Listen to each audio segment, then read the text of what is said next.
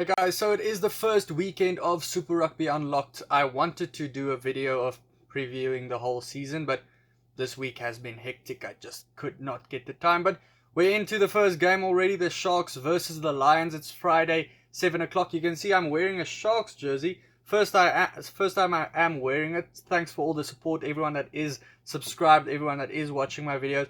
It does allow me to buy these kind of jerseys and that type of stuff. I only need the Bulls jersey, and then funnily enough a Cheetahs jersey. I kind of out-fattened it a little bit. Getting into this specific game, it's going to be played on the Johnson Kings Park Stadium in Durban. So you would have expected a hot game. Luckily enough, it's not too hot. It's clear skies, 25 degrees Celsius, but it's always humid in Durban, so it feels hotter than it is.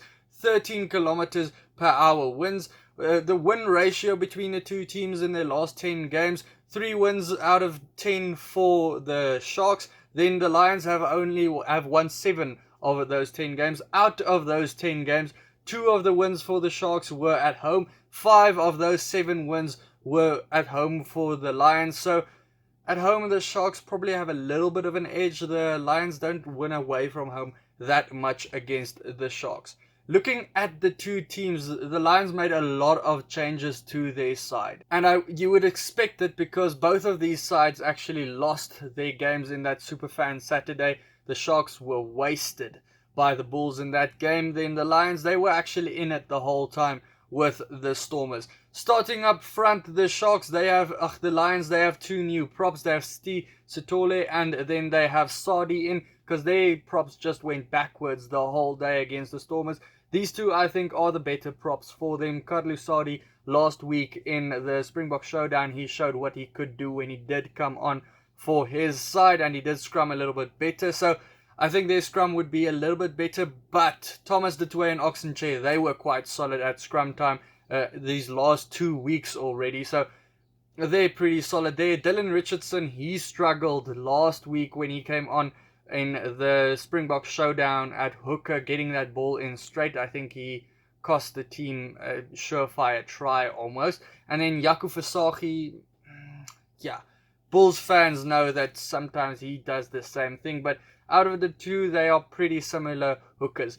I like the battle that we have at the locks with Willem Alberts being included there, the bone collector or the bone crusher. I don't really know what to call him, it always changes. That he's going up against Hiron Andrews and Ruben van Heerden, and Marvin Orie joins Alberts for the Lions. So it's a little bit of a grunty combination for the Lions, a combination that really wants to get into the thick of things. Hiron Andrews, he was brilliant in the original season of Super Rugby, and one of the big reasons they did perform so well. Talking about big reasons the Sharks did perform so well, James Venter is back for the Sharks after he had a concussion in their Superfan Saturday. So he is back for them. He's going up against Jaco Kriel at the breakdown. So that's going to be a big battle over there.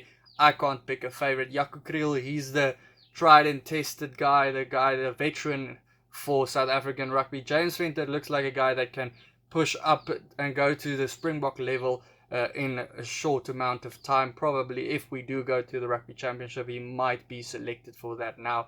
Pepsi Buthelezi, he goes up against Vincent Chituka. I think Chituka has a little bit of an edge there. Chituka, a very strong runner, also a guy that likes getting into the thick of things. Then Lane Massane versus Noche.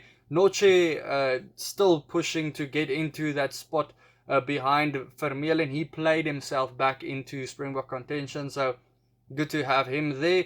Talking about a guy playing himself into Springbok contention, Sanele Nohamba. Wow, he had a great weekend against Herschel Yankees last week. Yes, it's probably because their pack went forward a bit. Their backline also played pretty well. Last week he was in a combination with Elton Yankees, so Elton Yankees might know a few tricks this week to put Sanele Nohamba under pressure. Dylan Smith is his opposition at number 9. Cohen Bosch versus Elton Yankees. That's probably now the combo that you want to, or the 2 10s you want to see versus each other. These last 2 weeks we've seen Willemse versus Elton Yankees. The first week, no one really outperformed each other in Superfan Saturday. Last week, Elton Yankees was the clear favorite between the two.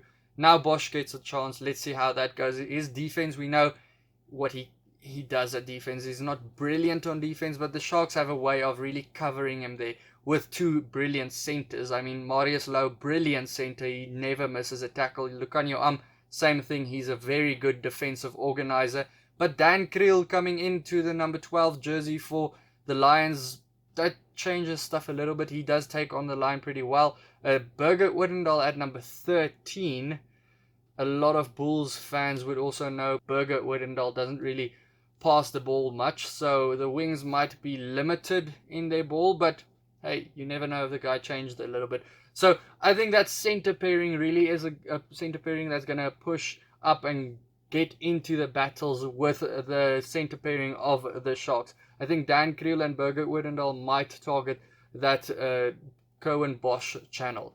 Out wide, Mani Lebok and Ewe Viljoen at the fullbacks. Ewe Viljoen, he's usually a number 13, playing at 15. He used to play there all the time. You might remember it back in his younger Western Province and Grey College days. He used to play there. He has a pretty big boot as well. Very good in joining the lineup, very much like other Jesse Kriel. So Dan Kriel being Jesse Kriel's brother, you know, he might be able to play with Ewe Viljoen quite well because they also played together at the Western Province. JP Peterson, the veteran, back for the Sharks. He's probably just in there for a week or so because the Sharks actually signed the Kings superstar Penke. He is in for them now for a short-term deal. And then Werner Kok on the other wing. Raus Makwane, he is the other winger for the Lions. He was a superstar in the Pro 14 for the Cheetahs. He got a lot of ball there though. I don't know how much he will get at the Lions. They are a similar team, so you don't know. They didn't do too well previously in the normal Super Rugby, but things could change around easily, as we saw in the Superfan Saturday. Jumbo Olengo, he's also a prolific try scorer for the Lions. On the benches, you can see the Lions listed 25 players. The 23 is actually the bench. Those other two are just for backups if anything does happen, because they are on the road with all these COVID regulations, all that stuff. They needed to list backups as well. The Sharks, they have Dan Jooste, Majola, Hubert Meyer. That's their front row. So I'd probably say the Lions have a better front row combination coming on, especially with Dylan Smith. He's a very strong scrummer. Then Vian Harps as well from the Bulls that joined them now. JJ van der Mesch though, the lock. I want to see him coming on for the Sharks. He's been in fine fettle these last couple of weeks. I want to see how he goes. He's pushing to get into the Springbok setup because we have a lot of injuries at the lock. The Lions went with a 6-2 split on the bench with Akshiva Diamane also being a forward in the number 21 jersey. He's also great, but he's a 7-star, so if they do need him, he could slot in the center jersey. Jeremy Ward, he's the center that plays for the Sharks. He played last time in the 12 jersey. It didn't go too well for the Sharks, so there's a little bit of a switch now. And then Gianni Lombard, he impressed me last week playing in the Springbok green and gold fixture. He was very good at the 15 jersey, so I want to see more of him this week. Guys, a prediction for this one. I actually haven't made a prediction yet. I'm gonna have to say it probably is in the favor of the Sharks being at home. But the Lions, they could have changed everything around in this last couple of months. The Sharks weren't that good in the previous game against the Bulls, but I think that would make them bounce back harder. So I think the Sharks by 7 points in this one. Guys, let me know your prediction in the comments down below. Also, check out any of these videos next to me as they come up for the rest of the weekend. And then I'll see you for the next one. Cheers.